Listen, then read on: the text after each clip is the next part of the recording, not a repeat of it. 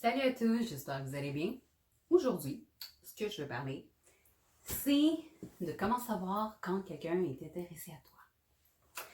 Premièrement, c'est très simple. Si la personne est capable de faire le miroir par rapport aux efforts que tu mets, c'est-à-dire si tu mets tant d'efforts, la personne va être comme un miroir, va refléter les mêmes efforts. Ça, c'en est un. Une personne peut être intéressée à toi, mais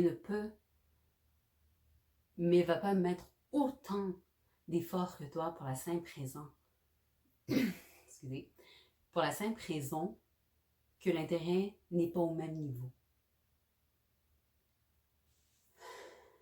Je vais vous donner un exemple, ok? Il y a deux types de personnes, dans le sens que il y a certaines personnes qui aiment être en relation avec des gens qui ont beaucoup de choses en commun.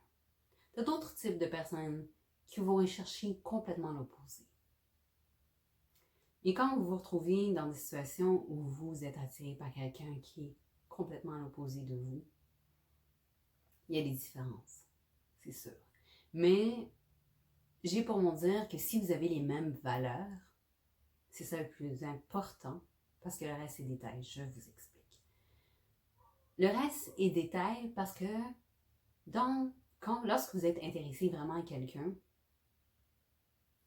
et que vous avez peu de choses en commun, ce que vous allez faire, vous n'allez pas mettre l'accent sur ce qui est différent.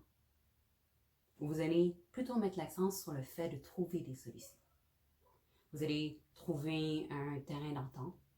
Vous allez faire des compromis. Si une personne met l'accent sur le fait que vous êtes tellement différents et trouve des excuses, c'est que la personne n'est pas autant intéressée à toi que tu le penses.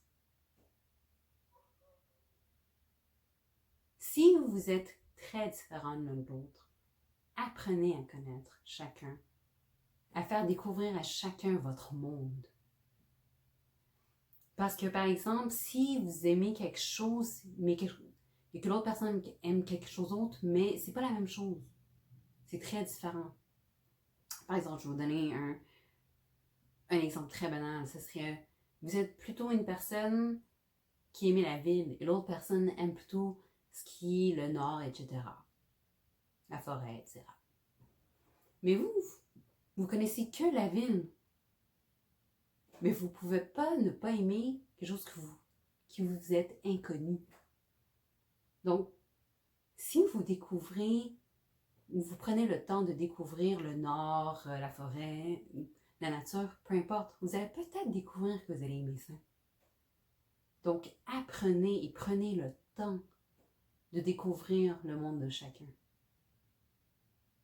Et si là, les choses ne fonctionnent toujours pas, là, vous pouvez laisser tomber la chose.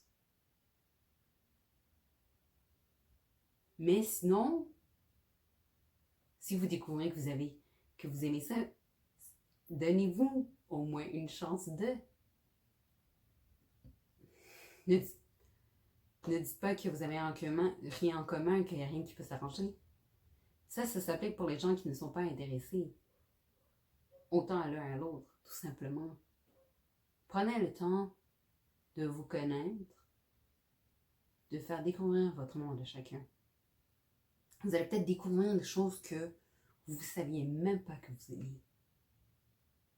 Mais c'est sûr, comme je vous dis, une personne qui n'est pas autant intéressée à vous, elle va trouver des excuses pour tout. Et son focus va être sur ce qui est différent et non sur comment je peux faire fonctionner cette relation. C'est tout. Et si vous êtes dans un type de relation où c'est vous qui devez initier tout le contact, les textos, les appels, quand est-ce qu'on se voit, mais c'est que cette personne n'est pas autant intéressée qu'à toi. Parce que si elle était intéressée à toi, mais il y aura un certain équilibre. La personne t'appellerait, la personne te texterait. elle démontre un intérêt. Vous comprenez? Donc, c'était tout pour moi. Je vous dis à la prochaine.